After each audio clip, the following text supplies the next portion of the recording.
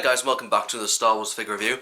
Next we're going to take a look at another figure from the Black Series line. This is my first one from a figure from The Last Jedi since the film came out, but I will not be making any spoiler comments because some of you may still not have seen it and I don't want to ruin it for you. But the first one is here, Supreme Leader Snoke.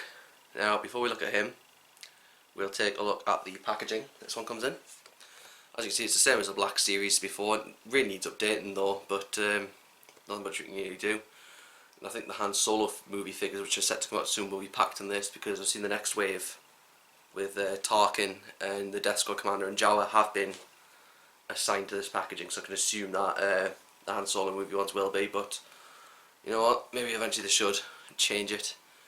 But yeah, and of course there's artwork from Gregory Titus of Supreme Leader Snoke. I'll just read you the bio. It says, "The shadowy commander of the First Order, Supreme Leader Snoke prefers to operate from a distance, looming over his underlings in the form of an immense hologram.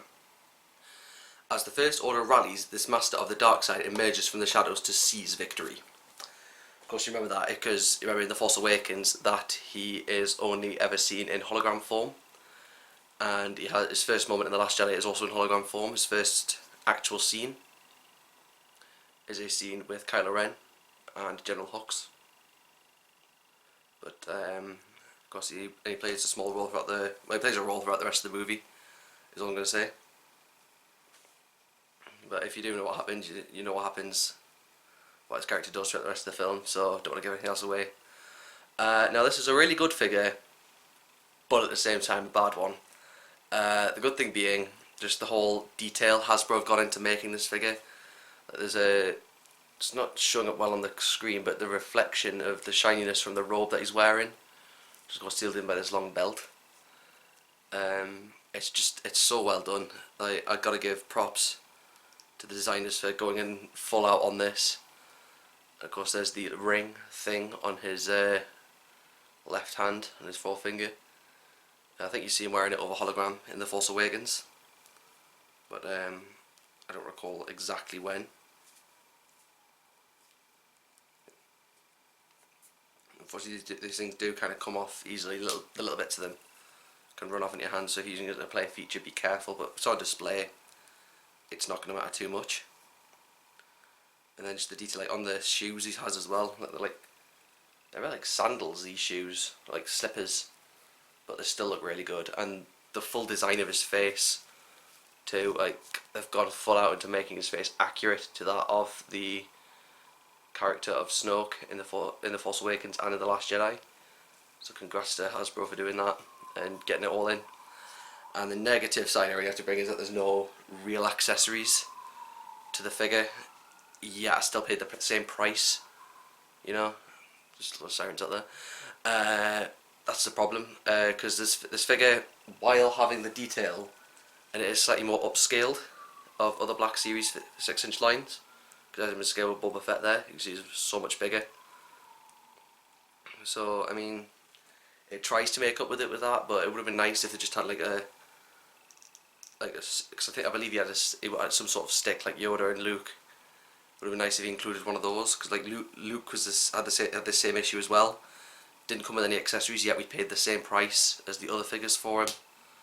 So that's something that could have been fixed slightly. But you know what, it still stands really well on my shelf over Kylo Ren and Rey. Because you remember from the trailer there's a moment where you definitely see a close-up of Snoke using the Force on Rey. I'll give you one down the articulation though. He has a ball-jointed head, which is slightly limited by the undergarment of his robe. If you want to see what he looks like with his undergarment on, I'll put a picture right there so you can see it. So it's not really anything interesting. I'm not going to bother taking this off for that. Ball hinge shoulders. There's a swivel at the bicep. Well, yeah, this bit of the arm, the bicep, I think it was called. It's definitely the tricep.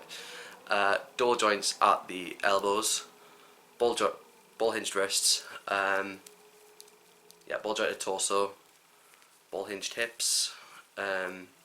Swivel thighs.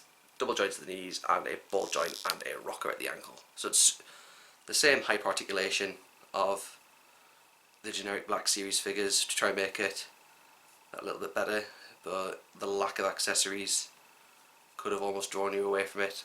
But nonetheless, it's awesome to have Snoke in the collection.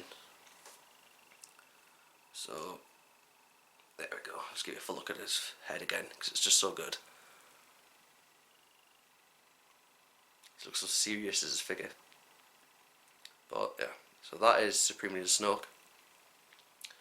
Hope you enjoyed looking at him. I'll try to get back into more of the review side of figures shortly. So yeah, but do stay followed on my Facebook, Twitter, and Instagram. All links down in the description below. I've been sharing some more figure posts recently on Instagram, including Star Wars Man in Manchester. Thanks to Daniel 1000 for pointing that place out, and yeah, just things like that, honestly. So yeah, I'll see you next time, guys.